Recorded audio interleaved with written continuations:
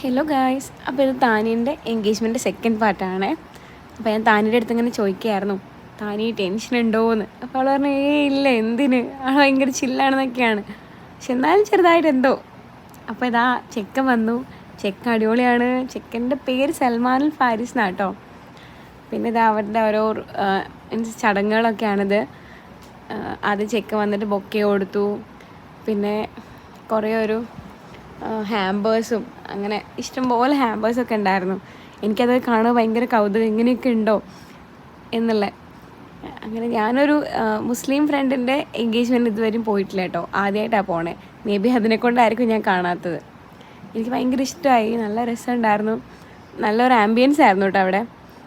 ചെക്കൻ്റെ ഫ്രണ്ട്സൊക്കെ എന്ന് പറഞ്ഞാൽ പക്ക അടിപൊളി, ഭയങ്കര രസമായി. ഇത് കണ്ടോ, ഒരു മൊമെൻറ്റ് കണ്ടോ, ഇറ്റ്സ് ഓസം അങ്ങനെ പറയാമല്ലോ. എനിക്ക് അത്ര ഇഷ്ടമായി അത്. പിന്നെ ഇത് അവരെന്തൊക്കെയോ പറയുന്നുണ്ട്. ഇത് പിന്നെ താനീൻ്റെ ഉമ്മയും ആളുടെ ഉമ്മയും കേട്ടോ.